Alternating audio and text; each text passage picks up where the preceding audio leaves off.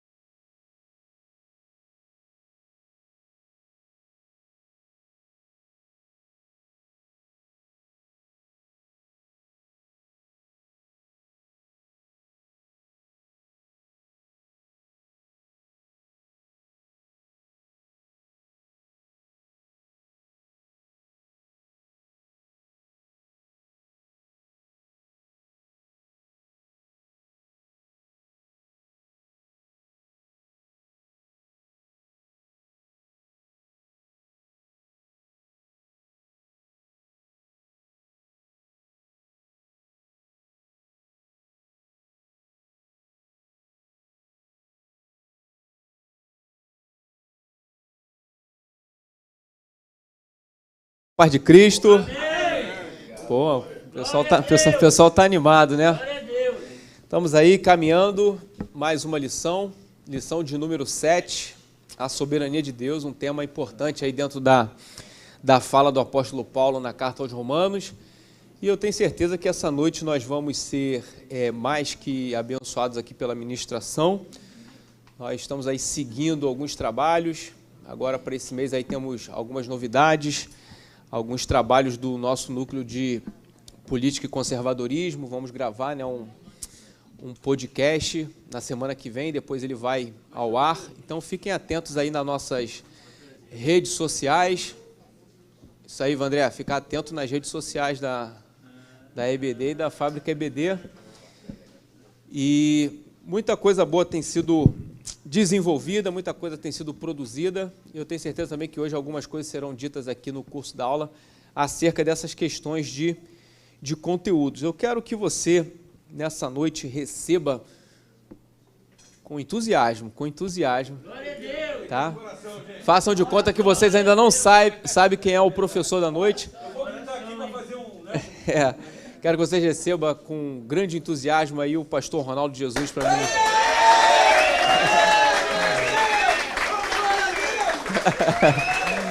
Pastor Jonas, faz uma oração para abençoar a vida do pastor Ronaldo nessa ministração. Mas não vem de oração fraca, não. Mano. Que é isso? Oração de poder aí. Oração meia boca, não. Glória a Deus. Graça e paz, a paz de Cristo para todos. Senhor Deus, graças te damos, Senhor amado, nesta noite, Pai. Como é bom, Senhor, poder estar aqui neste lugar, Senhor, aprender, Senhor, a seu tempo. Ó Pai querido, abençoa, Senhor, todos aqueles que já têm chegado aqui neste lugar, aqueles que estão a caminho, Pai querido. Senhor, eu entrego o teu filho, Senhor amado, Ronaldinho, pastor Ronaldinho, nas tuas mãos. Cremos, Senhor amado, que ele irá ministrar aqui, Senhor, uma palavra poderosa para nós, Senhor amado. Cremos, Senhor, que a tua mão, Senhor, é sobre ele. Por isso, Deus, que a tua palavra, Senhor, ela venha, Pai querido, transformar, Senhor amado, cada dia mais, Senhor, o nosso entendimento, Pai. Estende a tua mão sobre nós, é o que nós te pedimos no nome do Senhor Jesus. Amém. Glória a Deus. Foi com poder, sentiu? Ó. Oi. O quê? Tá aqui, pronto. Glória a Deus. Vamos lá, povo, trabalhar. Coisa linda, né? Gente, estamos Hoje, de alguma maneira, já ultrapassamos já a metade das lições, a metade das lições desse trimestre, né? Esse trimestre realmente abençoado, né? Um tema fantástico que é a soberania de Deus.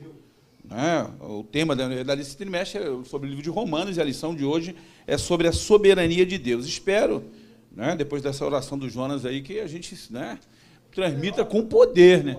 Ontem minha esposa, não sei se ela deve estar assistindo lá em casa, né, ela perguntando para mim, meu filho, ela sempre pergunta assim, né, parece tia, né, professora do Jardim de Infância, meu filho, o que você aprendeu nessa lição? Aí eu fui explicando para ela, ela falou, mas você está falando sem nenhuma emoção.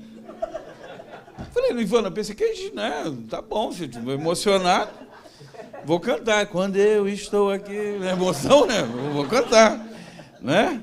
Mas é verdade, estava conversando também com o professor Anderson aqui, e falando, né, que nessa lição é interessante você não se emocionar ao pensar na soberania de Deus, né, no governo de Deus sobre os homens. Então, hoje eu vou dividir algumas informações, né, espero, de alguma maneira, ampliar esse tema com vocês. Mas antes, né, muito embora eu saiba que a soberania divina é um dos temas mais complexos, né, a respeito da pessoa de Deus e na própria Bíblia Sagrada, eu espero hoje ter graça, né, para, de alguma maneira, poder passar para vocês algumas informações, né, relevantes. Antes de qualquer coisa, talvez alguns aqui ainda não conhecem, eu quero falar da nossa Fábrica EBD. A Fábrica EBD é um grande portal de conhecimento bíblico, conhecimento teológico, né? Nós já estamos aí há 2 anos com esse portal, e ele reúne um sem número de artigos, devocionais, vídeos, subsídios teológicos, não só para o professor de escola bíblica dominical, mas para todo aquele que quer conhecer mais a palavra de Deus. Nos próximos dias nós vamos estar inaugurando algumas colunas novas, alguns chamamos de produto, né, como chamamos de fábrica, né?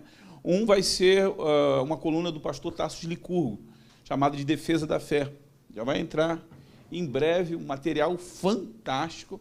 E também no NPC, o Vaninho falou aqui do Núcleo de Estudo de Política e Conservadorismo, recebemos uma contribuição interessantíssima de um rapaz que não é nem membro aqui da nossa igreja, ele é da Igreja Batista de Mesquita, é um jovem rapaz, um advogado, ele é professor formado em História e Sociologia, e ele fez uma série também de artigos sobre aborto, e nós vamos colocar no NPC, serão 8 semanas consecutivas. Além disso, tem lá um vasto material, né, que você pode estar ali. Você pode compartilhar os conteúdos da Fábrica EBD. Está lá o nosso devocional lá do Interbible, lá os nossos adolescentes de diversos cantos do país, escrevendo coisas lindas, né?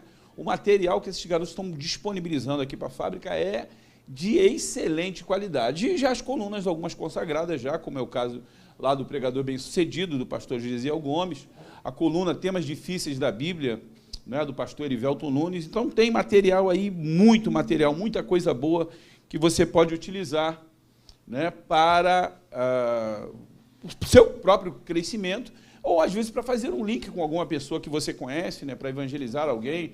A fábrica disponibiliza folhetos especiais, na verdade, no Instagram da fábrica, você pode baixar, você tem alguma ocasião especial, por exemplo, Dia dos Pais, você quer fazer um ponto de contato com alguém, você pode mandar um folhetinho, tem coisa muito boa lá, né? E vocês ainda não sabem, quando a Janine começar a postar o material dela, que ela está me devendo já, né, já há algum tempo, aí que vocês vão ver o que é coisa de qualidade, né? Está há 2 anos, Vera, insistindo com ela, né? Mas, pelo que eu soube, na verdade, ela estava em cativeiro, os pais dela, e hoje eles resolveram libertá-la. Ela está aqui participando com a gente. Janine, seja bem-vindo, prazer, né? Tem também o casal que está vindo aqui pela primeira vez, estão vindo lá da Assembleia de Deus de Teresópolis, né? Espero que façam aqui da EDVEC o seu lar espiritual. Prazer tê-los aqui, que vamos receber nossos irmãos de um aplauso. Coisa maravilhosa, né? Coisa linda. Sejam bem-vindos, prazer tê-los aqui, né? Bom, gente, vamos lá, vamos falar sobre a soberania de Deus. O texto bíblico básico da nossa lição está lá em Romanos, capítulo 19, versículos 14, texto bíblico básico. Não é o textual, Jonas, me ajude aí. Você fez uma oração tão poderosa por mim, agora tá... O texto bíblico básico está lá em Romanos, capítulo 9, versículos 19 ao 24, e do 30 ao 33.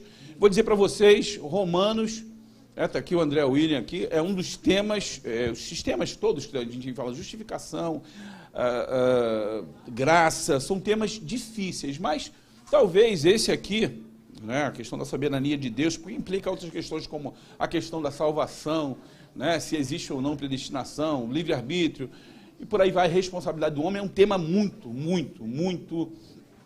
Eu vou pedir para o André William sentar aqui perto de mim para poder ver as expressões dele, porque se eu estiver agradando, né, se ele estiver fazendo cara feio, aí eu sei que estou indo no caminho errado.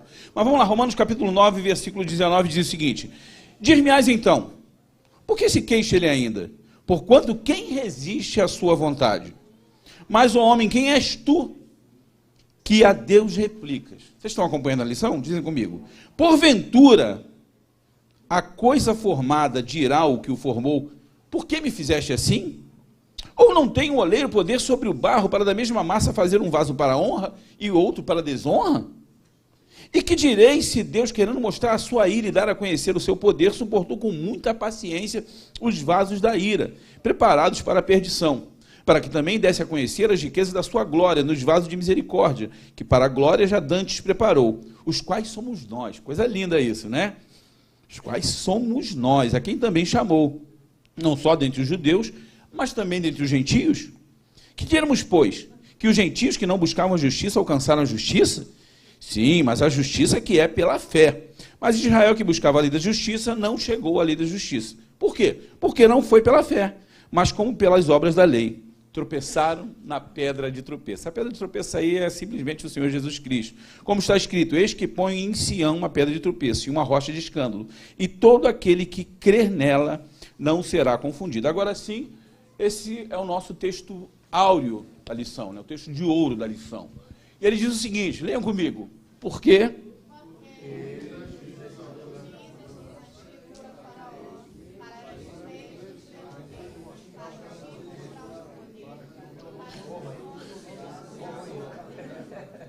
Gente, vamos fazer o seguinte, só aqueles que sabem ler de maneira concatenada em português vão ler comigo, né? Eu já tive a graça de ir no Muro das Lamentações, e por um instante, se eu fechasse os olhos, ia parecer que eu tinha voltado para lá. Vamos ler todos juntos? Diz assim, porque diz a Escritura a Faraó, para isto...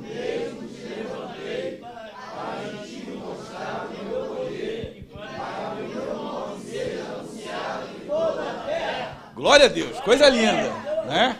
Só gente bacana que sabe ler em português aí, né? Bom, gente, dizer que Deus é soberano, na verdade, significa afirmar, para esse lugar comum, né? Mas afirmar a supremacia de Deus, né? A realeza de Deus, a divindade de Deus. É o mesmo que declarar que Deus é Deus. Né? Me lembro até hoje, eu estou muito musical. Muito embora não cante absolutamente nada, seja totalmente desafinado, mas eu gosto de pensar, né, em várias músicas, né? Quando aquela, que se Deus quiser, ou fizer, se Deus fizer, Ele é Deus, se não fizer. Não cantem não, só para a gente poder entender a questão aqui. Deus, Ele é Deus sobre todas as coisas, né? E a soberania de Deus é explicada através dos chamados atributos incomunicáveis de Deus. Isso é, são características que só Deus tem. Essas características de Deus não são compartilhadas com nenhum outro ser, seja terreno ou celestial. Essas características, eu não tinha lido os temas da lição, desculpem, mas está ali, discernir claramente os diversos aspectos da soberania de Deus, que é o que eu estou falando aqui agora, compreender que a soberania de Deus e a responsabilidade do homem não são excludentes, e, por último, entender a ação da soberania de Deus na salvação do ser humano. Antes de qualquer coisa, desculpa, eu me empolguei e fui direto, né? Mas tem essa citação desse Abraham Kuyper, ele é um teólogo, filósofo, político holandês, ele diz o seguinte, não há um único centímetro quadrado em todos os domínios da nossa existência sobre os quais Cristo, que é soberano sobre tudo, não clame, é meu. Isso significa, a sua vida pertence a Deus, né? os seus tesouros, a sua renda, né, a sua família, tudo que você tem pertence a Deus. Deus é dono de todas as coisas. Gênesis 2:8 diz, Deus é dono do ouro, dono da prata, né? Deus é dono de todas as coisas que existem no mundo. Tudo que foi criado por Ele. E a Bíblia diz que sem Ele nada que foi feito se fez. Então Deus, Ele é soberano. Dentro da minha, como eu disse, né, da minha veia musical, me lembrei de uma música muito linda, Fernando. Pastor Fernando, década de 80, talvez alguns não se lembrem, né? Mas um sucessaço na época. Wilson Santos, é um ex-mendigo, eu me lembro até que uma reportagem que foi feita com ele, que ele cantava uma música, Nosso Deus, Ele reina. Vou parar por aqui, como eu já vi que tem gente tão ruim quanto eu cantando, né? Então não vou insistir por esse caminho. Mas é lindo, né? Nosso Deus é soberano, reina antes da a comunidade, acho que é mais ou menos 86, se eu não me engano, né? Comunidade Evangélica da Vila da Penha, exatamente. Então vamos lá, gente. Esse nosso Deus está aqui. Eu falei que ele possui atributos que são incomunicáveis, né? Características que são unicamente dele, como ser supremo, criador e sustentador de tudo no universo. A Bíblia diz lá, Deus é espírito, infinito, eterno, não é? Imutável em seu ser, sabedoria, poder, santidade, justiça, bondade e verdade. Só Deus tem ou reúne todas essas características. Deus é um ser amoroso, honesto, criativo, capaz, acessível, imensurável, inescrutável, o que significa que ele é alguém, né? A gente pode dizer, impossível de ser inteiramente compreendido. Não dá para entender Deus. Até porque se a gente pudesse entender Deus, ele não seria Deus, né? Então, todas as coisas visíveis e invisíveis foram criadas por ele. Ele é Jeová, o Deus vivo e verdadeiro, o El Olam, o Eterno, o Todo-Poderoso é o Shaddai, não é? Quando nós pensamos nos aspectos, né, da justiça de Deus, do amor de Deus, da graça de Deus, da soberania divina, a gente começa a entender que toda a relação que existe entre o livre-arbítrio, aquilo que ele proporciona ao homem, e a responsabilidade que esse homem tem, elas não são coisas que são excludentes. Muito embora Deus seja soberano, Deus nos dá capacidade de escolha. Isso é extremamente importante. Deus não nos fez seres autômatos, robôs, que ele pudesse controlar ao seu bel prazer. Deus nos fez como pessoas capazes de escolher entre o bem e o mal, entre o certo e o errado, entre a salvação e a perdição eterna. Você vê, por exemplo, no capítulo 30 de Deuteronômio, que Deus diz uma coisa fantástica, parece um pai amoroso falando aos seus filhos, eis que pus diante de ti a vida e a morte, a bênção e a maldição. Se Deus parasse por aí, né, talvez a coisa ficasse, né, poxa, uma sinuca, eu vou ter que escolher, mas Deus aconselha. Muito embora não interfira na sua decisão, ele diz o seguinte, escolhe, pois, a vida para que vivas tu e a tua descendência. Né? Deus, ele dá a possibilidade, mas ele diz para você, olha, se eu fosse você, eu escolhia isso aqui. Mas ele não interfere em você, porque ele te dá livre arbítrio. Provérbio 16, 25, a palavra de Deus diz, há caminhos que ao homem parecem ser bons, mas o seu fim são caminhos de morte. Então Deus diz a gente, olha só, ele orienta, ele alerta, ele nos dá, de alguma maneira, a possibilidade de escolher entre o que é bom e o que é mal. Então, entre os versos do capítulo 9 de Romanos, Paulo, ele apresenta a questão da rejeição de Israel, e a gente vai tentar explicar aqui, né, por que Israel rejeita o Messias, ou não sei, na verdade não sei por que rejeita, né? Quer dizer, a gente sabe, A Bíblia diz que em Gálatas 4,4 que Deus, vindo à plenitude dos tempos, Deus enviou o seu Filho, nascido de mulher, nascido sob a lei, a fim de resgatar aqueles que estavam sob a maldição da lei, para que recebêssemos a adoção de filhos. Israel estava esperando um rei bélico, um rei de guerra. Quando vem um rei montado, humilde, montado no jumentinho, fala, não é esse não é o Messias, rejeitam o Messias.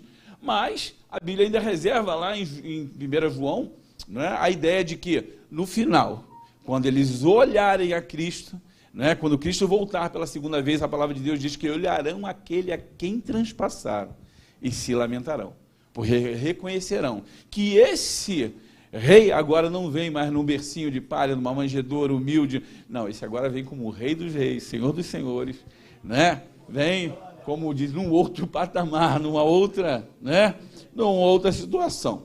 Bom, em seu poder soberano, o apóstolo, ele diz que o Altíssimo estabeleceu que ninguém poderia ser justificado por obras. Esse é um tema recorrente dentro dessa epístola de Romanos, senão na fé no sacrifício vivo do Senhor Jesus Cristo. Mesmo a promessa que foi feita a Abraão e aos seus descendentes judeus, era que eles esperassem a bem-aventurada esperança do Senhor Jesus. Mas, como disse, eles rejeitaram. Então, os apóstolos nos mostram, de uma maneira muito evidente, que nós temos que buscar essa salvação. Ele diz lá em Hebreus 2, como escaparemos nós se não atentarmos para essa tão grande salvação? Mas essa salvação, ela não virá para nós simplesmente pelo nosso querer. Ela não virá a nós simplesmente pelas boas obras, por aquilo que fazemos, João. Pela nossa capacidade moral. Não é pelas obras que seremos salvos. Isso também é dito no capítulo 2 de Efésios, versículos 8 e 9, porque pela graça sois, e isso não vem de vós, é dom de Deus, por meio da fé, não vem das obras, para que ninguém se glorie. Então, devemos aceitar, de uma maneira muito humilde, esse sacrifício de Cristo, pedir a Ele que nos receba, que nos acolha em sua graça. Se nós não nos convertermos a Ele, não teremos como pagar esse preço. E, aliás, nem podemos pagar esse preço, porque o preço já foi pago. Mas nós não poderemos gerar a fé salvífica. Por quê? Ela vem pela graça de Deus. Não é fruto do nosso esforço humano, da nossa capacidade mental, da nossa capacidade intelectual. É graça de Deus. E assim sendo, todas as outras coisas que acompanham a salvação, a regeneração, a justificação, a santificação, tudo o que precisamos para viver em Cristo, vem exclusivamente, não pelos nossos méritos, mas vem pela sua graça. Não é? Se lembra? Quando terminar esta vida e lá no céu eu chegar, haverá uma multidão de... Já salvou. Esperando para mim. E perguntarão, voltados... Deixa eu fazer um comentário aqui, porque os louvores estão fora da minha época, eu não estou conseguindo... Pastor, interessante, o senhor falou sobre a questão da rejeição de Israel, e tem um vínculo direto com o assunto da lição, que é a questão da soberania. Deus, por ser soberano, ele dá forma, a maneira com que ele alcança a humanidade, como ele vai franquear a possibilidade de restaurar essa aliança. E o profeta Isaías, ele fala um pouco sobre isso, porque uma das motivações dessa rejeição, ou da não aceitação do próprio Messias, dá por conta deles terem tentado estabelecer uma própria justiça. Quer dizer, eles tentaram colocar uma forma onde eles não tinham possibilidade. Deus, sendo soberano, ele estabeleceu a forma com que ele alcançaria a humanidade. Logo, se eu estabeleço uma forma, eu não vou encaixar com a formidade de Deus, não tem como. Desde o começo, Edivani, na verdade, Deus estabeleceu que sem derramamento de sangue não haveria remissão. Deus cria um tipo no Antigo Testamento desse sacrifício, que apontaria para esse sacrifício perfeito, completo de Jesus Cristo. As pessoas, então, para se justificar diante de Deus, ou para, de alguma coisa, acobertar os seus pecados diante de Deus, ofereciam sacrifícios animais. Só que, com o tempo, esse legalismo acabou se tornando algo ritualístico. E Deus começou a abominar isso. No Salmo 50, a palavra de Deus diz, né? Deus falando através da boca de Davi, diz, acaso sou eu, Deus, que como carne de touros ou bebo sangue de bodes? Eu não tenho prazer nisso. Eu não tenho prazer nisso. Não é? Não é pelo sacrifício, mano, pela tua capacidade de resolução. Deus mesmo proveu, por intermédio da graça, como disse, do sacrifício de Jesus Cristo, o meio da gente se voltar a Ele. E a gente sabe, então, que esse Deus é poderoso para nos conceder tudo aquilo que opera para a nossa salvação. Maravilha. No capítulo 9 de Romanos, Paulo apresenta a relação entre a soberania de Deus e o livre arbítrio humano. Esses temas eles se configuram como temas de elevada importância nas Escrituras e também na experiência humana.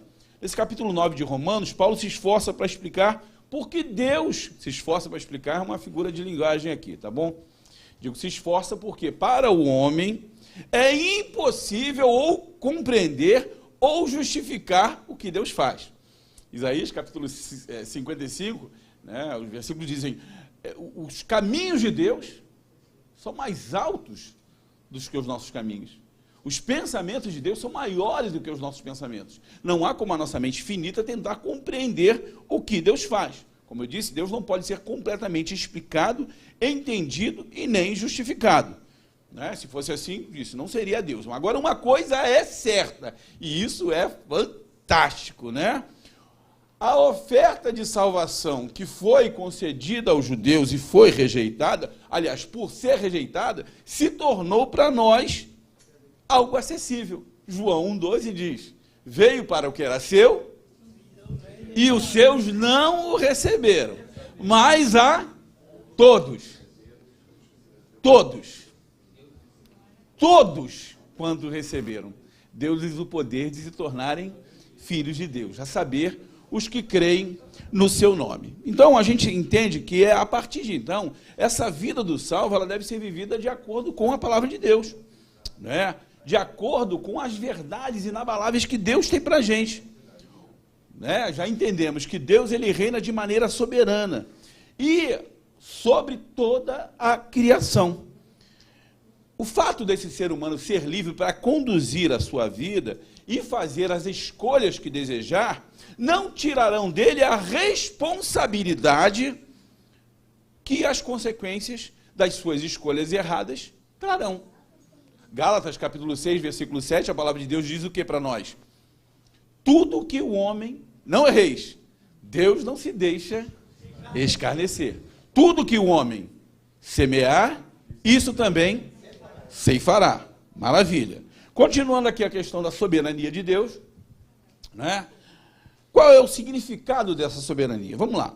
Tudo que existe, então, está debaixo do poder de Deus. Até aí nós entendemos.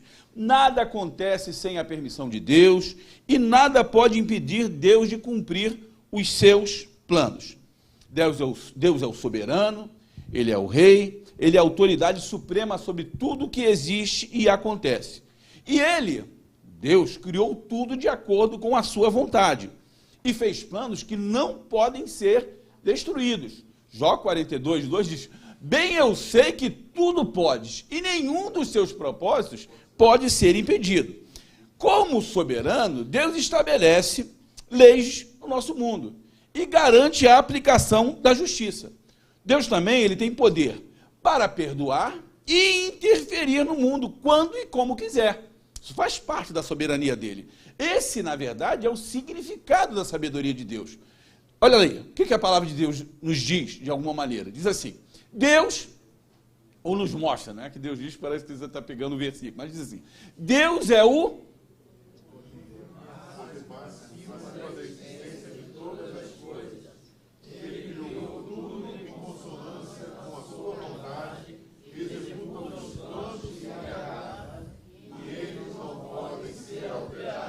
Deus não tem, vamos dizer, olha, o plano B, né?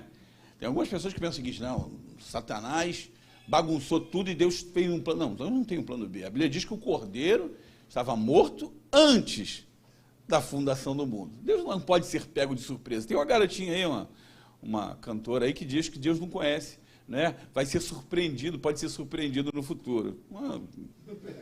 As heresias que a gente vê, de vez em quando, gente que não frequenta escola dominical, que não... Né? Qual é o nome da garota mesmo? Esqueci. Uma que fazia um negócio de um programa infantil. Vocês sabem quem é? Né? Essa aí, por aí. Assim, a gente pode resumir o significado da sabedoria de Deus da seguinte maneira: Deus é soberano, pois é onipotente, e tem controle total sobre o mundo, sobre tudo, sobre todos. Ele é o único ser autônomo, autossuficiente no universo. Somente Deus é livre absolutamente para fazer o que quiser, quando quiser e do jeito que quiser. Em síntese, a gente pode dizer o seguinte: Deus sempre fará o que lhe apraz. Isso tem tudo a ver com a sua soberania. Mas, quando pensamos na soberania de Deus, nós temos que ver que existem alguns atributos que nos mostram isso. Alguns atributos evidenciam essa soberania de Deus. O primeiro desses atributos é que Deus é. Isso significa, Deus, ele é eterno. Deus é eterno. Deus não tem princípio de dias. Deus é incriado.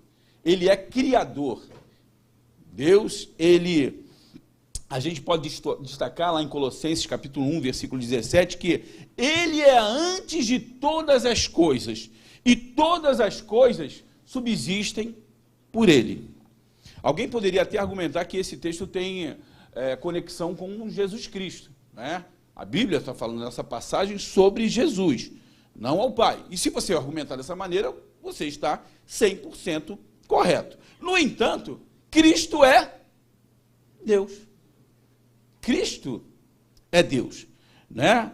E Deus é antes de todas as coisas. Em Gênesis capítulo 1, versículo 1, a palavra de Deus nos diz: no princípio criou Deus os céus e a terra. Então, antes de tudo, não havia absolutamente nada, senão Deus, que é o Criador e a origem de tudo.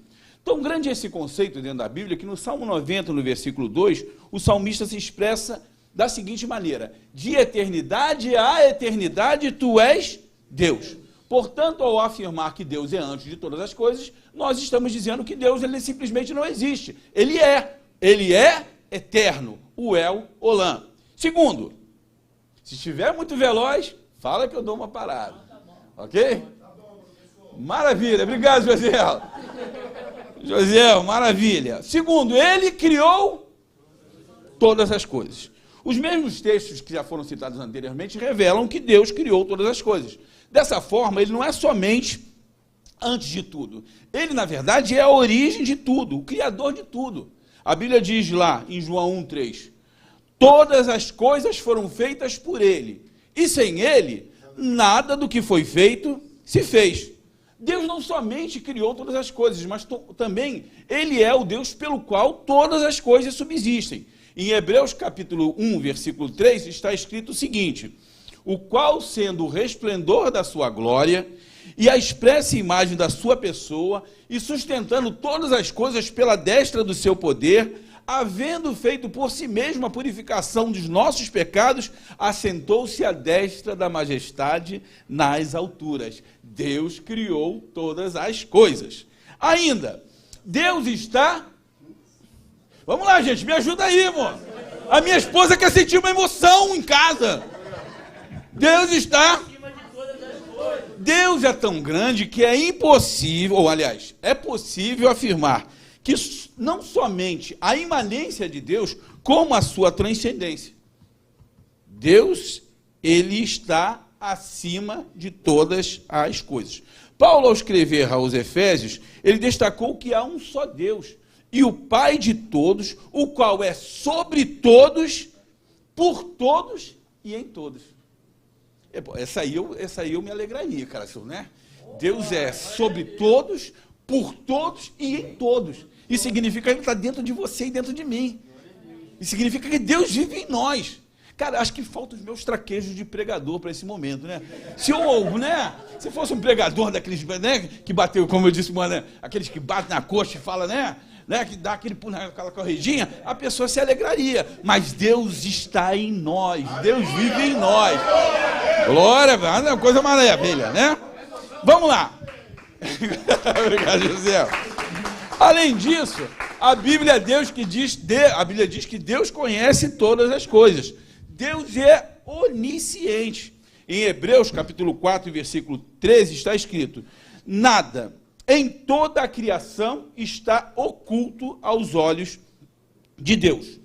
Tudo está descoberto e exposto diante dos olhos daquele a quem havemos de prestar contas.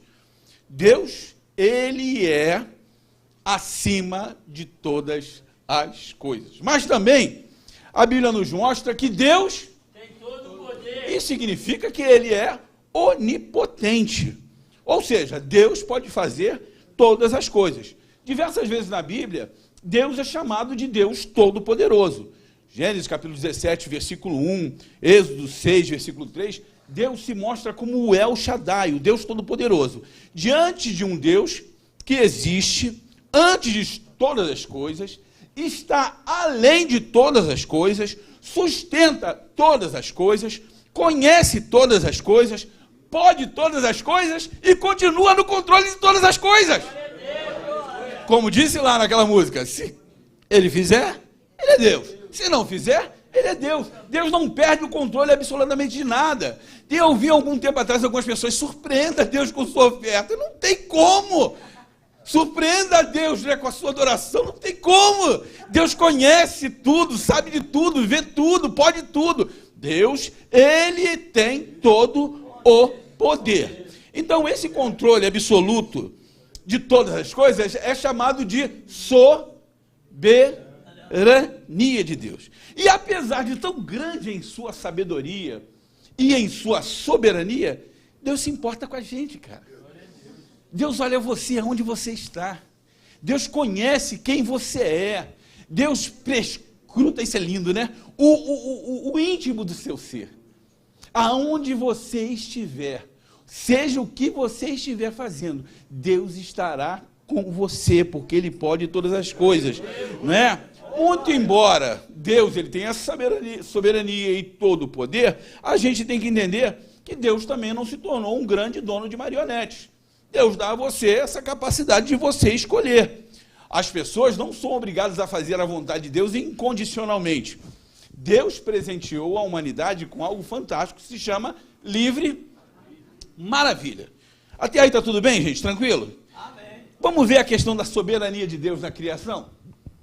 Bom, a Bíblia diz em Gênesis capítulo 1, versículo 1. Só quem já leu esse versículo, leia comigo. No princípio, não é esse versículo não, no princípio... Chega, tá bom. Então, pela relação de causa e efeito, a gente já pode perceber que Deus está por detrás de tudo que existe. Por trás de todas as coisas que foram criadas, obviamente, existe um Criador. Porém, Deus não criou todas as coisas, simplesmente, né, como Deus deu corda no relógio e deixou ele funcionando aí ao seu bel prazer. As coisas continuam funcionando para Deus de maneira absolutamente perfeita. Tudo que Deus faz é bom. Eu me lembrei aqui agora, uma historinha, já contei essa história aqui, mas vou repetir porque é didático, acho que vale a pena. Uma história que eu li quando era garoto, do Reformador do Mundo. Acho que vocês já ouviram falar sobre isso. O tal do Américo Pisca-Pisca. Foi o Reformador do Mundo. O Américo Pisca-Pisca era um cara que questionava Deus. Já vendo, as coisas estão erradas. Né? Não deve ser assim. Né? Então, um dia, diz que ele vê uma abóbora, né, enorme, presa numa gavinha, e falou o seguinte: tá aí, ó, que é isso? Uma abóbora gigantesca, a gavinha. E aí a jabuticaba, pequenininha, uma jabuticabeira enorme, né? Após ele comer algumas jabuticabas, se sentiu sonolento e deitou-se à sombra da jabuticabeira. No momento que ele estava lá, né, no seu descanso, uma jabuticaba cai em sua cabeça. E ele se levanta assustado e fala: meu Deus, já pensou se fosse abóbora?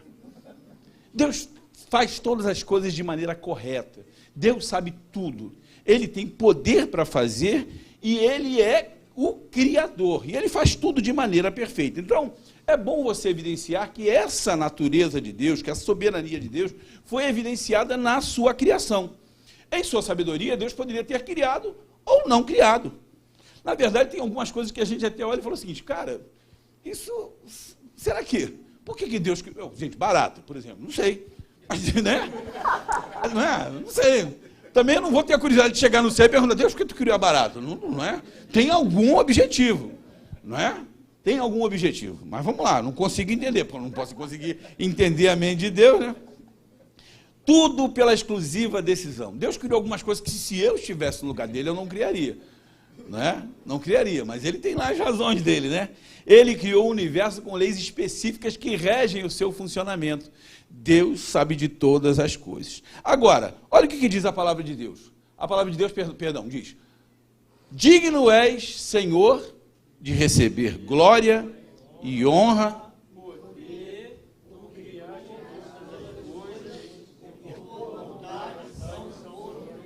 Então, as ações criativas de Deus, elas não foram feitas por alguma necessidade específica, mas eu acredito que exclusivamente porque Deus quis fazer assim. Na verdade, quando nós temos filhos pequenos, a gente geralmente responde a eles dessa maneira. Eles perguntam determinadas coisas e a gente fala, porque Deus quis assim.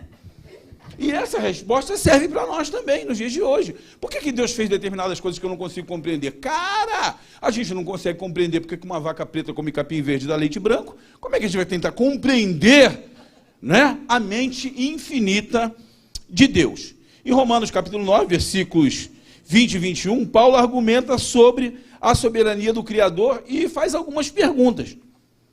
Ele diz o seguinte, mas quem és tu, homem, que replicas, né, a Deus? Porventura a coisa formada dirá o que a formou, por que me fizeste assim? Ou não tem o oleiro poder sobre o barro para da mesma massa fazer um vaso para a honra e outro para a desonra? Então o apóstolo, ele compara esse ser humano ao barro e Deus ao oleiro que molda o barro ao seu bel prazer. Aliás, tem uma outra música do Cancioneiro, né, que alguns devem se lembrar, né, que devem assim, tu és oleiro e eu quebra a minha vida. Não é isso. A passagem lá, né, diz que, na verdade, o vaso se quebra. Não é Deus quem quebra o vaso. Isso tem, apesar de estar falando lá sobre a questão lá de Israel, isso tem um pouco a ver com a nossa vida. A gente, às vezes, né, fica pensando que Deus, ele faz todas as coisas. Ou até, não, às vezes, as ações, elas são determinadas por nós. Nós é quem escolhemos, né, agir em determinadas situações. Deus às vezes nos acompanha. Eu estava numa discussão filosófica lá, em casa, com a Ivana, sobre alguns versículos que não estão na Bíblia, mas que, né, coisas do tipo, né, quem não vem pelo amor, vem pela dor. Né? Tipo assim, a gente às vezes fica pensando que Deus vai fazer um ajuste de contas com todo mundo, né? Vai para o leite de morte e vai ter tempo de se arrepender. Eu não acredito nisso.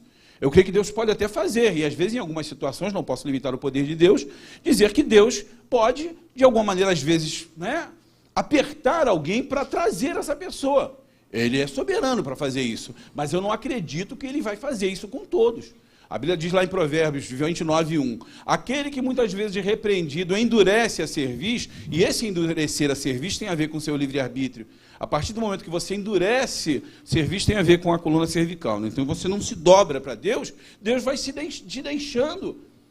Deus vai, de alguma maneira, te abandonando também.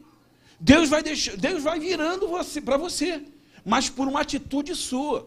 Olha que coisa interessante, eu estava pensando em casa sobre essas questões, e o capítulo de Romanos aqui, quando ele fala de Faraó, lá no texto bíblico básico, lá o texto áureo, né? Faraó, em determinado momento, Moisés pergunta para ele, quando quer que eu ore por você? Sabe o que Faraó diz? Amanhã. Meu irmão, o pau estava quebrando no lombo do cara. A situação esquisitíssima, praga para tudo quanto é lado. Se me perguntasse, eu falaria, ontem. Faraó fala amanhã. Tem gente que, sabe, vai, de alguma maneira, abusando da graça de Deus, vai deixando, e chega um determinado momento que, às vezes, não há possibilidade de ajuste. Tem muita gente que gosta de falar, olha, mas o ladrão da cruz, mas só tem um ladrão na cruz, mano. Só tem um que, o outro rejeitou, só teve um que aceitou. A gente, às vezes, fica pensando que Deus vai, sabe, remendar todas as situações. A pessoa escolhe os seus caminhos. As pessoas são responsáveis pelas suas escolhas. Eu tenho visto, né, muito Às vezes, como pastor, vou fazer sepultamento, a pessoa, mas espero que no final, mas às vezes, esse final chega para a pessoa e não... É o final mesmo. E é o final mesmo. É o final, né, da paciência de Deus por ela. Ok? Então, essas perguntas de Paulo, na verdade, nesse versículo, destacam a distância. Isso é legal, isso aqui. A distância real que existe entre Deus e o homem.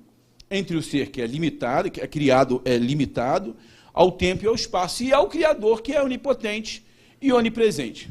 Eu queria fazer uma ilustração aqui que me ocorreu hoje, ou na verdade ontem, eu estava conversando com a Ivana sobre essas questões aqui, sobre quem você é e sobre quem Deus é.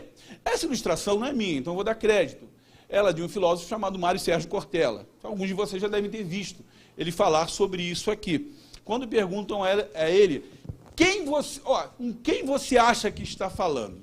E ele dá uma resposta fantástica. Ele fala isso falando sobre o universo. E ele diz que no universo existem 200 bilhões, né? Os cientistas calculam 200 bilhões de galáxias. E dentro desses 200 bilhões de galáxias existe uma galáxia da qual nós fazemos parte, que é a chamada Via Láctea. A Via Láctea é uma galáxia entre 200 bilhões de galáxias. E essa galáxia, Via Láctea, ela tem um sistema, né, chamado um sistema solar. Ela tem um Sol que, acredite, não é? Acredite, dessa galáxia ela tem 100 bilhões de estrelas. E dentro desses 100 bilhões de estrelas, uma dessas estrelas é chamada de estrela anã, que é o Sol. O Sol é uma estrela anã dentro de uma galáxia que tem, né, que está entre 200 bilhões de galáxias. E dentro dessa galáxia, que tem 100 bilhões de estrelas, existe uma estrela anã, o Sol. O Sol, no sistema solar do qual nós fazemos parte, nós temos ali, na ordem, Mercúrio, Vênus, o terceiro a Terra, é lógico, né? Marte, Júpiter, Saturno, Urano e Netuno. Obrigado, né? Urano e Netuno. Então temos ali. A Terra é o terceiro planeta. E dentro desse planeta, ele orbita em torno... Terra é um planetinha, né? Perto aqui de Júpiter, de Saturno, ele é um planetinha. E esse planetinha, ele orbita em torno de uma estrelinha. Que o Sol é uma estrelinha dentro da Via Láctea. Uma estrela pequena. Esses 8, que Plutão foi rebaixado, né? Esses 8 planetas aqui, eles, na verdade, eles são massas planetárias sem luz, né? Eles recebem iluminação, não são astros luminosos, como você aprendeu lá no ensino médio, eles são astros iluminados. A terceira dessa configuração aqui é a Terra. E a Terra, então, é um planetinha que gira em torno de uma estrelinha, que é uma entre 100 bilhões de estrelas, que faz parte de uma galáxia que é composta por 200, uma galáxia, que faz parte de uma galáxia maior, de 200 bilhões de galáxias. Bom, dentro desse pensamento, ele diz o seguinte, dentro dessa Terra existe vida. E essa vida, né, os cientistas dizem que podem existir até 30 milhões de espécies. Mais catalogadas, existem 3 milhões de espécies. Dessas 30 milhões de espécies, uma espécie é o Homo sapiens. Né? É o Homo sapiens. E o Homo sapiens, então, ele é uma espécie dentro de um planetinha que gira em torno de uma estrelinha que faz parte de uma galáxia que é única, que é uma galáxia numa infinidade de 200 bilhões de galáxias. Pois bem, essa espécie Homo sapiens, eu fiquei surpreso hoje quando eu vi verificar. Vocês sabiam que nós já passamos de 8 bilhões de pessoas na Terra? Dentro dessa galáxia, então, existe lá o Homo sapiens. Você é um representante do Homo sapiens. Você, então, é um entre 8 bilhões de pessoas que faz parte desse sistema solar que vive na Terra, nesse sistema solar, desse planetinha, que está, né, rodando em volta de uma estrelinha que faz parte de uma galáxia, que é uma galáxia dentro de 200 bilhões de galáxias. Caramba! E dentro desses 7 desses 8 bilhões de pessoas que vivem nesse planetinha, não é? Desse planetinha aqui, a Terra, você é apenas uma única pessoa. Você já imaginou a imensidão desse universo? Pois é. Aí o filósofo ele diz o seguinte: quando alguém me pergunta, você sabe com quem você está falando? Ele pergunta o seguinte: você tem tempo para que eu possa te explicar? Isso significa absolutamente que nós somos insignificantes diante desse Deus que é soberano, esse Deus que é criador, esse Deus que pode todas as coisas. Isso é maravilhoso. Quando perguntarem para você, então, você sabe com quem está falando? Pergunte para essa pessoa: você tem tempo para eu te explicar que você não é nada? Maravilha, continuamos aqui. Deus é poderoso. Outra coisa interessante dentro dessa questão da soberania de Deus é que Deus, embora possa todas as coisas, né, ele também ele concede os seus favores, mas ele não obriga as pessoas a se inclinarem, a estarem dispostas a recebê-la. Nesse capítulo 9, a gente aprende, né, que a maneira de se achegar a Deus é algo que é proporcionado por Ele. Somente Deus poderia prover esse acesso. E esse acesso se dá somente pela fé. Não é? Nós, como gentios, né, que agora fazemos parte da igreja, eu gosto de dizer isso, né, para Deus existem apenas 3 povos: judeus, os gentios e a igreja. Nós, que outrora éramos gentios, hoje somos igreja. Então somos parte desse povo de Deus que recebemos a sua salvação, a graça pela fé. Então a razão pela qual alguns, digamos assim, são distanciados de Deus, como o apóstolo ele fala, é porque essas pessoas rejeitaram essa graça, aquilo que Deus, de alguma maneira, trouxe para a gente de maneira gratuita. Eles não se converteram dos seus maus caminhos, eles rejeitaram, não é, a advertência dada por eles, ou dada para eles. Por conta disso, por não se arrependerem dos seus maus caminhos, a Bíblia diz que Deus decide tratar essas pessoas com base na resposta da advertência que Ele carinhosamente faz. A Bíblia diz, não é, que Deus coloca para nós a possibilidade de escolher. Agora, se você escolhe errado, você vai ser responsabilizado por isso. Então, todos foram avisados. Portanto, todos, né, tiveram a oportunidade de se arrepender. Então, uma coisa interessante é que existe a questão da soberania também e do poder de Deus. A gente pode ver o seguinte: Deus, ele pode fazer, um certo teólogo diz, Deus pode fazer tudo o que quer, mas não quer fazer tudo o que pode. Muito embora Deus seja soberano, tem determinadas coisas que ele pode fazer, mas não faz. Deus não mente, Deus não se arrepende, Deus não volta atrás. Isso não significa que ele não tenha poder para fazer isso, mas ele, de alguma maneira, ele não se contradiz naquilo que ele é, na sua essência, no seu caráter. Vamos lá, gente. A questão da soberania e do poder de Deus continua o seguinte. A gente pode entender o seguinte: Deus, ele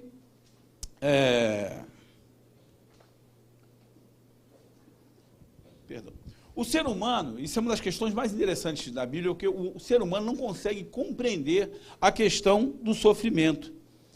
A questão do sofrimento é uma das pedras, às vezes, de tropeço para as pessoas. As pessoas gostam de pensar o seguinte, né? Por que Deus permite isso? Mas quem conhece a Deus sabe que Ele não se alegra com injustiça, com sofrimento. Ele ama todas as pessoas e quer o bem de todas as pessoas. No entanto, o universo, né, ele é regido por algumas leis, por algumas situações. Você pode imaginar que a chuva ela vem para justos e injustos. O sol também. Nós estamos sujeitos às mesmas coisas que os ímpios. Ok? O mosquito da dengue não vem, o Vandré vai embora. Não. O mosquito da dengue morde o crente e morde o não crente. Não tem essa possibilidade. Então a Bíblia diz que Deus estabeleceu algumas regras para nós obedecermos. E a desobediência a essas regras é que traz sofrimento. Mas alguns podem pensar o seguinte: mas existem pessoas inocentes que sofrem injustamente. Mas será que isso é a vontade de Deus? Eu posso dizer que não necessariamente. Se você olhar, por exemplo, na Bíblia, você vai ver a a história de um cara chamado Jó. Eu tive o prazer, o privilégio de ministrar essa lição quando falamos sobre, né, alguns personagens da Bíblia. E no livro de Jó a gente tem um exemplo interessante de um homem que sofreu injustamente. E esse sofrimento ele foi causado por Satanás, não por Deus. Agora, esse sofrimento foi permitido por Deus para provar se Jó era realmente fiel, né? Deus, contudo, não permitiu que o diabo machucasse, Deus permitiu que Satanás machucasse a Jó, não tocasse na sua vida. Então, Deus é soberano. Mas, em sua soberania, Deus ele permite que outros agentes tenham capacidade de escolha. Às vezes não é você que faz o mal é infligido por uma outra pessoa, numa outra situação, né? No caso de Jó, Deus limitou a ação de Satanás. Continuamos. Depois ele mudou a situação de Jó para o bem de Jó. Deus mostrou que ele pode, ou através do patriarca Jó, que ele pode usar até as ações e os desejos dos seus inimigos para cumprir a sua vontade. Então podemos entender que Deus não entender às vezes porque Deus permite tanto sofrimento. Mas nós podemos ter a confiança de que, embora não compreendamos todas as coisas que acontecem, saber que Deus está no controle de todas as coisas. Eu não posso saber, né, por que determinadas situações ocorrem, mas eu posso saber que todas as coisas cooperam para o bem daqueles que amam a Deus. Então, o sofrimento humano ele pode ter variadas causas, né? É possível a pessoa, inclusive, sofrer imensamente por causa das suas escolhas erradas, por causa de falhas morais. A pessoa pode sofrer simplesmente porque ela decidiu praticar o mal e o pecado. Mas ela também, a gente pode ver também o sofrimento de pessoas por causa da malignidade alheia. O mal se instala no mundo porque o homem desobedece a Deus, e é consequência disso. De qualquer maneira, a gente pode afirmar que mesmo, né, na vida do crente, o pior pode até acontecer, mas o melhor é o que permanece. Deus está no controle de todas as coisas. Outra coisa importante é o chamado... Eu só sofro até escolhe ser botafoguense, vascaíno. Que é isso? Nem vou falar, né, porque daqui a pouco eu vou dar uma réplica aqui, né? Então, até aqui foi visto que Deus está no controle de todas as coisas, os acontecimentos, né, de tudo que acontece. Embora, vou falar agora sobre, acho que eu voltei aqui, sobre livre-arbítrio. Qual é o significado e implicação dessa questão de livre-arbítrio? Em primeiro lugar, embora essa expressão livre-arbítrio ela não esteja registrada na Bíblia, a gente pode entender que o ensino sobre a liberdade humana ela faz parte, né, ela existe como uma possibilidade de escolha moral, que está presente em vários livros, em vários contextos da Bíblia.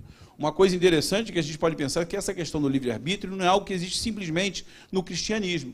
Você vai ver isso também em outras religiões, no espiritismo, você vai ver isso no budismo, né?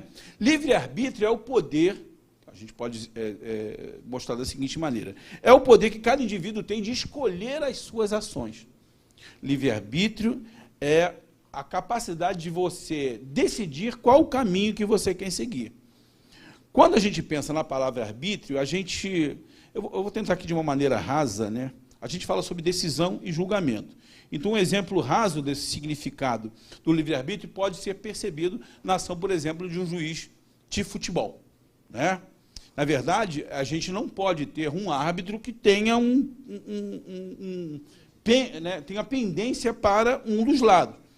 Um juiz ele precisa ser completamente neutro, como, por exemplo, o José Roberto Wright, né, com o Flamengo, né?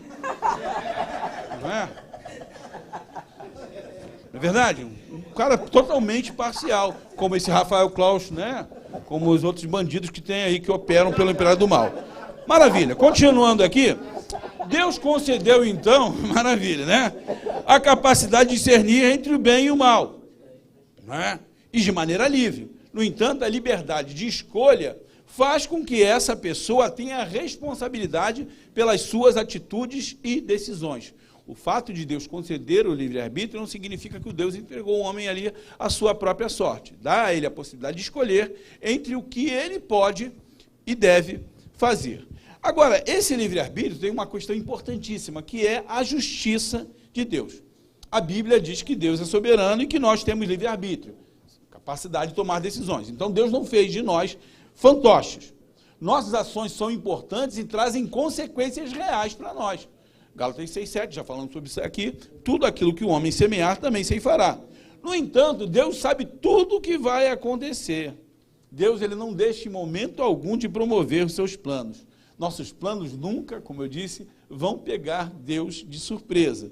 Então existe muito debate hoje em dia como é possível, né, entre chamados calvinistas e arminianos, né, se é possível Deus ser soberano e nós temos a capacidade de fazer a escolha sem sermos obrigados por Deus a fazer as escolhas que Ele quer que nós façamos.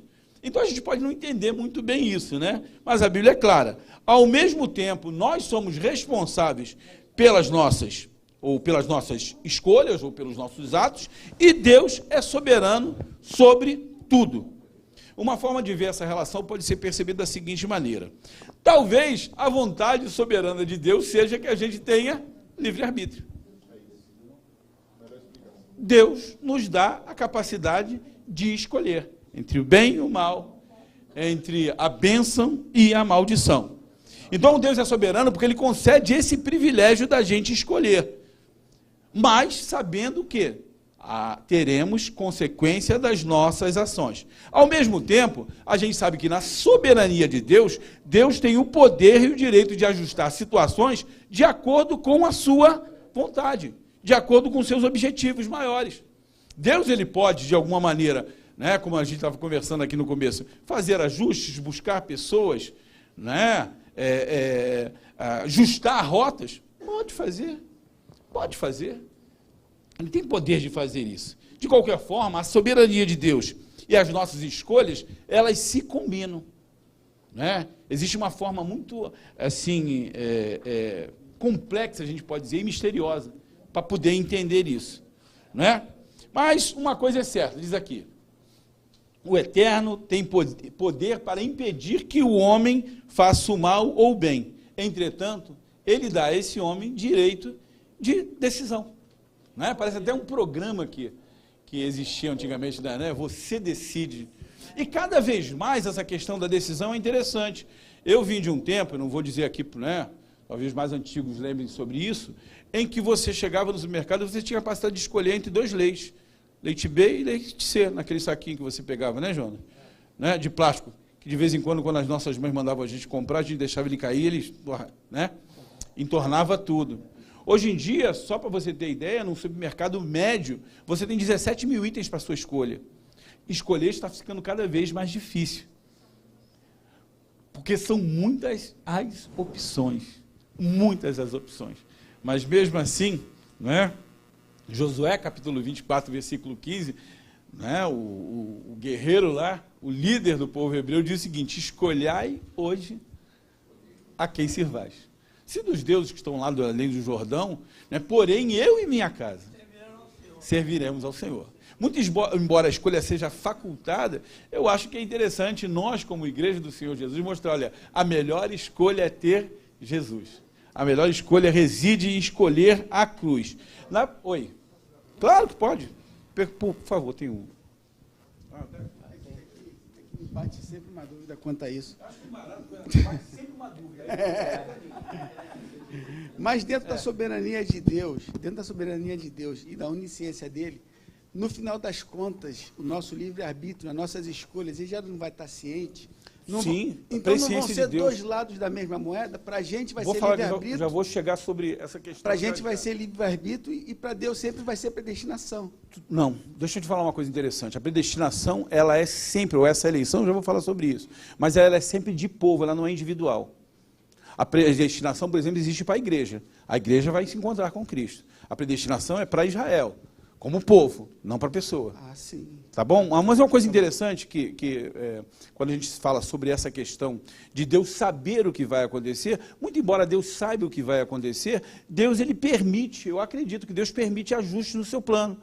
Por isso que ele dialoga, por exemplo, quando, né, o patriarca fala, mas se tiver tantos justos nessa cidade?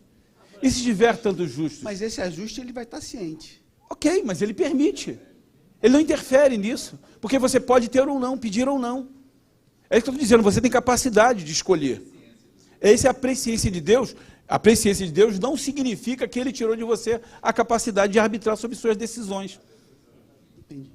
Ok? Tem uma coisa é uma coisa, outra coisa é outra coisa. A coisa interessante é o seguinte, teve um tempo atrás que, quando o Calvino fala sobre algumas questões relacionadas, por exemplo, a essa predestinação fatalista, né? Algumas pessoas quiseram ser mais calvinistas do que o próprio Calvino. Não é? Era muito comum há um tempo atrás, o pastor Fernando lembra disso, alguns mais antigos lembram sobre isso, as pessoas que diziam, uma vez salvo para... Mas será que é exatamente isso? Se essa predestinação existisse, eu vou dizer uma coisa para você, o sacrifício de Cristo teria sido em vão, porque Deus já saberia quem iria se converter ou não. Não é verdade? Qual é a lógica que existiria em Cristo vir e morrer por nós, sendo que Deus já saberia quem ia ou quem não iria? Tá bom? Mas E sempre tem aquilo que a gente sempre fala aqui, né? Predestinação para ir para o céu, mas para o inferno ninguém quer tratar sobre esse assunto, né? Puxa vida, né? É verdade, né? É verdade. O irmão falou ali sobre essa questão aí da presciência de Deus, ela não se mistura em alguns aspectos com a soberania, porque até o que o pastor Ronaldo explicou aqui, existem alguns princípios que eles são estabelecidos. E Deus não tem necessidade nenhuma de mudar esse estabelecimento, porque eles por si só se regem. Então, algumas questões são circunstanciais dentro dos princípios estabelecidos. Então, assim, Deus não precisa mudar a configuração desses princípios para poder, algumas circunstâncias, não impossibilitarem o plano maior. Vamos dizer assim, por isso que o pastor Ronaldo explicou, a questão da predestinação, da eleição, ela está sempre vinculada a um plano maior e que diz respeito a uma pluralidade, não do humano de maneira singular, na pessoalidade de uma determinada pessoa.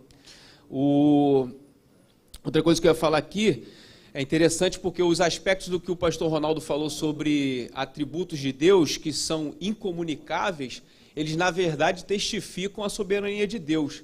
E parece que não, mas o que mais testifica a soberania de Deus é o fato dele transmitir atributos. Por exemplo, a gente não vai ter como ter ideia do que é onisciência, onipresença, porque esses atributos eles não são comunicáveis. Então a gente vai entender sobre o aspecto de Deus deter esse atributo. A gente não vai ter a concepção palpável disso. Mas ele transmite outras coisas. Eu penso, por exemplo, que a autoridade é algo de Deus que ele transmite para o homem e que ainda assim ele rege, que é o mais próximo da gente entender o nível de soberania. Por exemplo, quando você pensa numa pessoa que detém comando, ela tem o quê? Autoridade. A autoridade ela tem a ver o quê? Com uma delegação.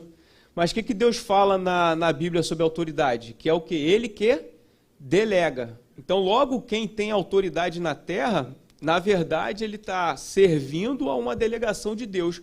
Por isso que Deus ele tira e coloca o que ele quer nos campos de, a Bíblia diz lá em Daniel, de autoridade. Deus né? é quem coloca reis e tira reis.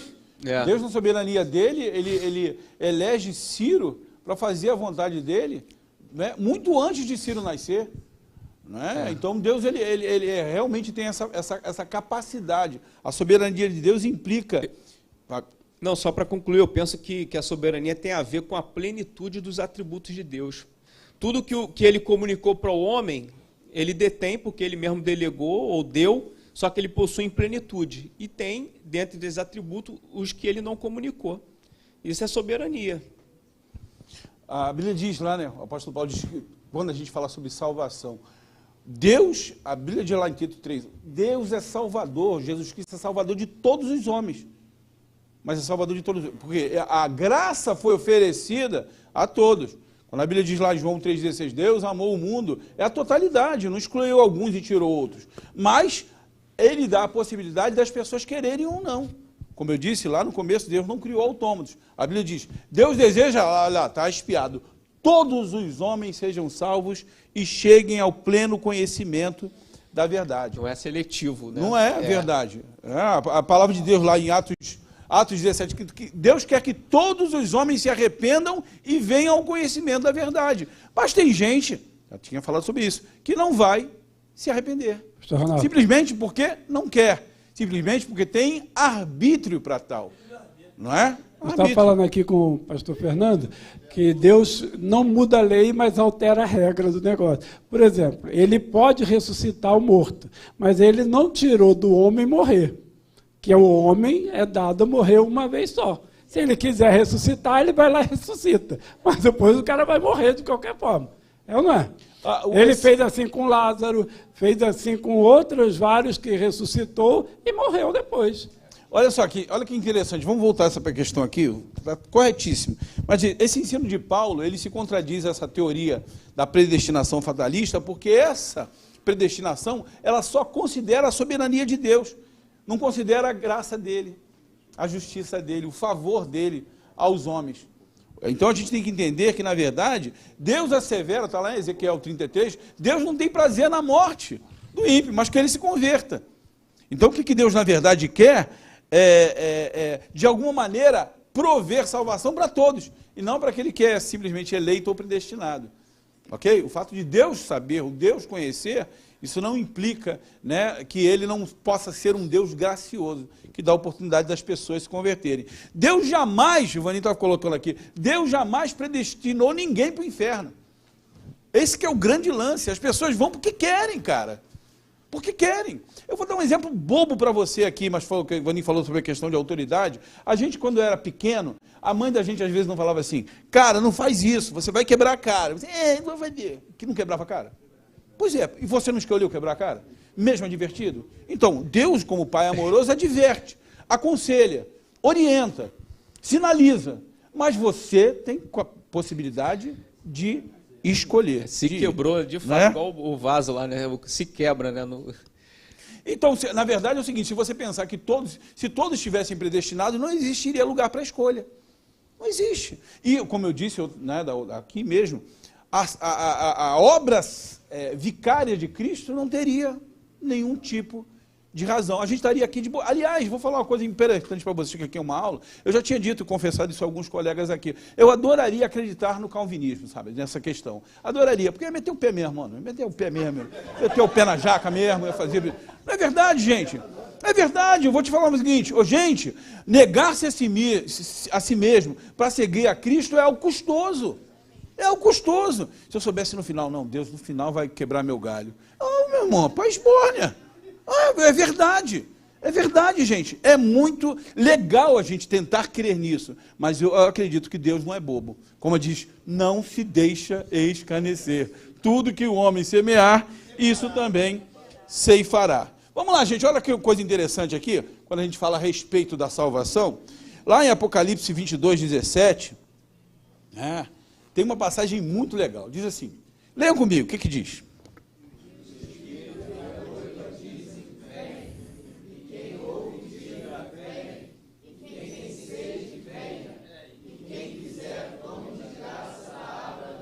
Essa água é para quem quer, não é para quem é eleito e quem é predestinado, é para quem quiser.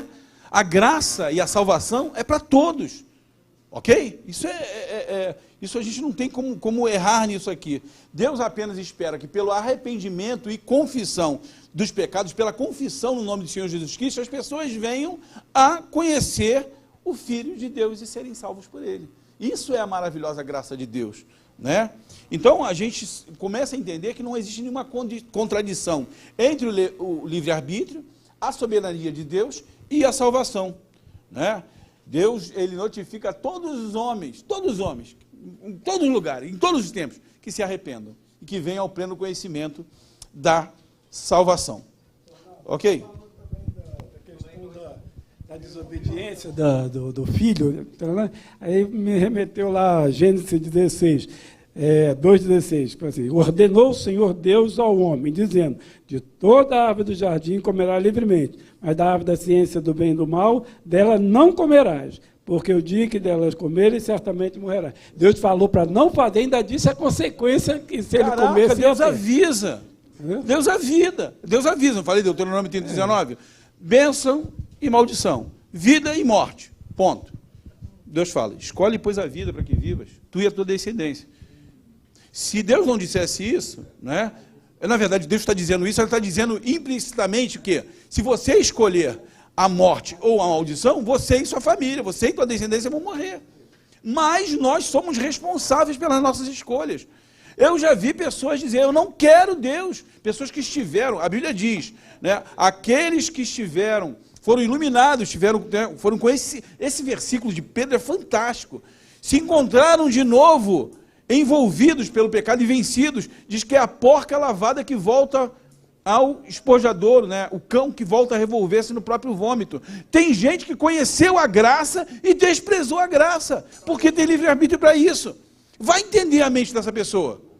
Vai entender. Gente, por isso que o inferno vai ser um lugar terrível. As pessoas vão sofrer em consciência. E para voltar? Ah, pô, eu pensei, para sair de lá, pensei que... Vamos lá, gente. Deixa eu avançar aqui, senão não dá tempo aqui. Né? Na verdade, você tinha falado uma coisa interessante, essa situação que você falou, dois lados de uma mesma moeda, quem faz uma alusão interessante sobre isso é um teólogo chamado Norman Geisler. Não é? Muito obrigado, Anderson, não é? Nesse livro dele, ele fala sobre isso. Dois lados de uma mesma moeda. De um lado se destaca a soberania de Deus, né? E do outro a responsabilidade humana. Ambos os conceitos, né, na verdade, são verdades bíblicas reveladas no texto sagrado. Estão lá. Você tem responsabilidade e Deus é soberano. A grande dificuldade que existe entre os teólogos é conciliar, né, buscar, ou de alguma maneira compreender a relação entre essas duas verdades. Não é? Essa é a questão. Agora, Deus é tão grande, a sua mensagem é tão maravilhosa, Deus é tão tremendo que é impossível um homem de mente finita tentar compreender, desvendar a mente de Deus. Romanos 11:34 tem uma passagem linda que diz, o apóstolo Paulo, né, faz a pergunta, quem, pois, conheceu a mente do Senhor? Quem foi o seu conselheiro? Não é? Deus, cara, como eu disse para você, se nós estivéssemos no lugar de Deus, talvez a gente incorresse em fazer algumas coisas que não eram legais.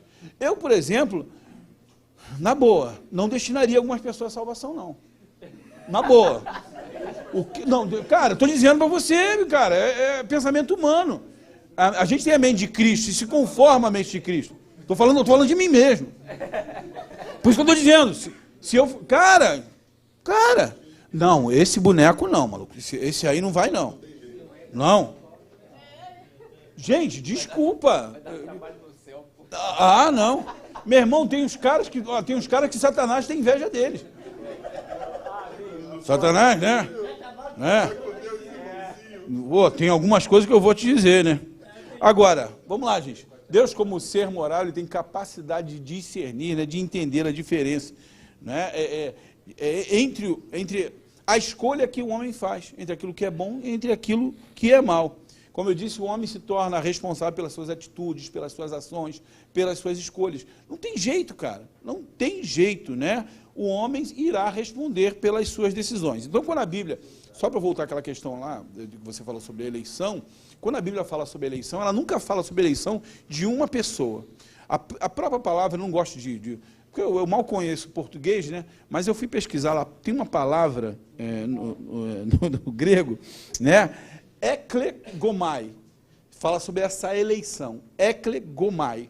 Muito interessante isso. Esse termo não quer dizer que Deus escolheu uns para a salvação e outros para a perdição. Na verdade, o que ele diz é o seguinte, se a salvação, essa salvação que Deus faz, não depende do que você faz, que Deus concede, do que você faz ou de quem você é. Ela depende única e exclusivamente da graça. A graça, a gente ouviu aqui, né, a pessoa já falou anteriormente, é um favor que você não merece. Você o que tem que fazer com essa graça? Aceitar, simplesmente.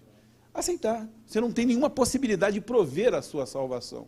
Não tem nenhuma possibilidade. Agora, Deus ama a todos e convida a todos para a salvação.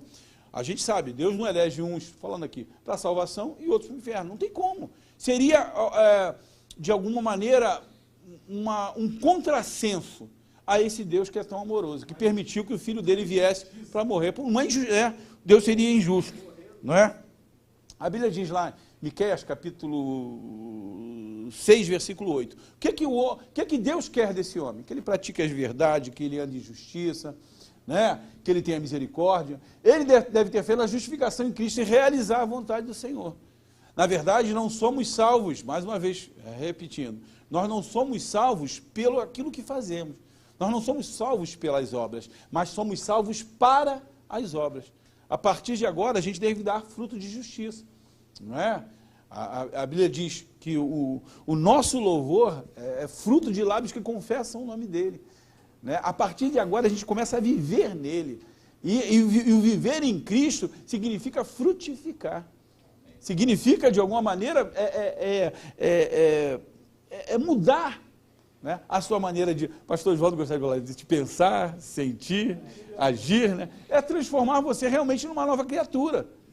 Não para que você possa viver como você vivia, mas para você viver uma vida diferente, né? Uma vida diferente, uma vida, né, melhor. Vamos lá, gente, continuando aqui, ó. O senhor salvaria o pastor José? Não. Não, vou quebrar o galho, José. Josiel está aí? Foi embora?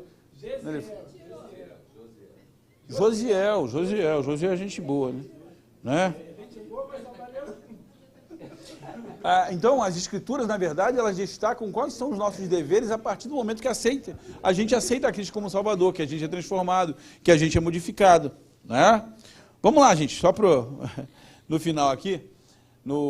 Na verdade, você verifica lá que no capítulo 9, no final lá do capítulo... Aliás, no começo do capítulo 9, o apóstolo Paulo ele fica profundamente triste com a rejeição de Israel. E ele faz um apelo como Moisés fez em relação lá ao povo. Né? Olha, risca o meu nome do livro da vida. O sentimento de Paulo em relação ao povo judeu era exatamente isso. É como se você tivesse alguém, né, você tivesse um filho muito amado, como eu falei no negócio, que está vendo ir para o erro, que está vendo ir para o caminho da perdição, está dizendo, cara, por que vocês estão fazendo isso? Se arrepende, volta para Deus, né? Os judeus, na verdade, dizem, eles foram rejeitados por Deus porque rejeitaram a mão de Deus, rejeitaram a salvação que Deus, né? Na verdade, eles não aceitaram a promessa que Deus tinha feito para o patriarca Abraão. Em ti serão benditas todas as famílias da terra. Eles rejeitaram o Messias, né? Eles não acreditaram que essa salvação teria que vir pela fé, através, né, da aceitação do sacrifício vicário de Cristo. Bom, concluindo aí, a gente pode dizer a total harmonia entre a soberania de Deus e o livre-arbítrio do homem. A Bíblia diz, Deus é soberano e o homem é responsável. Pensar, né, pensar que Deus já decretou todos os acontecimentos da terra, quer bons ou maus, em função da sua soberania, faz de Deus, o Jonas até falou, um Deus que seria injusto, um Deus contraditório. Não é? Na verdade, na medida em que Deus escolhesse uns para ser salvos e outros para morrerem, Deus, na verdade, estaria fazendo um grande teatro com todos nós aqui. E eu acho que não, né, Deus ele não fez isso, né? Deus ele não pode anular aquilo que te deu, o livre-arbítrio, ele não pode invalidar a salvação que foi proposta na cruz do Calvário por Cristo Jesus, e ele não pode tirar de você a responsabilidade de você alterar o curso da tua vida. Quando a salvação é oferecida ao homem, esse homem tem capacidade de pensar o seguinte, olha, eu vou escolher mudar. Né? Há pouco tempo tinha uma campanha nossa que eu vi, eu escolhi... Não é esperar, não, aqui de coisa. Uma nova vida. Eu escolhi, sobre o batismo. Eu escolhi viver novamente, viver em abundância. Isso. Então, pela graça de Deus e mediante a fé, eu escolhi nascer de novo, escolhi viver de novo. Uma coisa assim, o homem pode arrepender-se dos seus pecados e converter-se a Cristo. Na verdade, a gente sabe que não existe nenhuma contradição entre essas questões. A soberania de Deus e a vida eterna. Arrependimento e fé são as únicas duas palavras que podem mudar o quadro da vida dessa pessoa. Quando a pessoa decide, através da fé,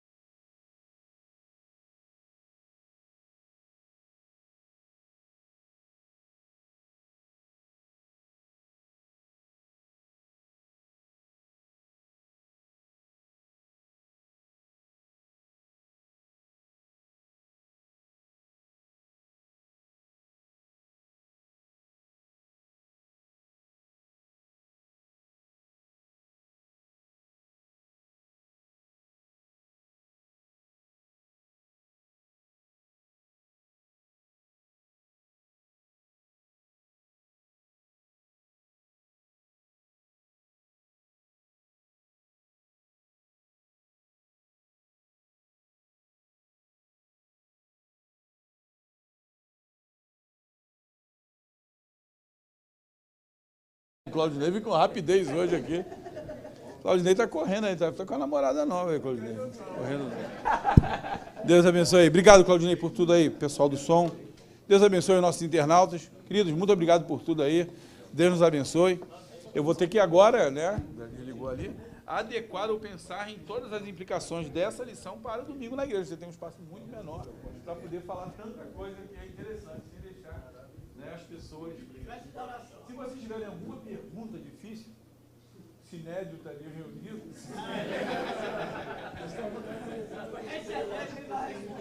Complicado ali, né? Deus abençoe a todos vocês. Amém. Glória a Deus. Ivanei, tem algum recado, alguma coisa? Acompanhe as nossas redes sociais aqui da Fábrica EBD, as coisas relativas à escola. O tesouro da EBD. Oração final. José, você chegou agora. Saiu correndo, não, eu vi que você estava indo. Eu gosto de... Vamos fazer a oração final.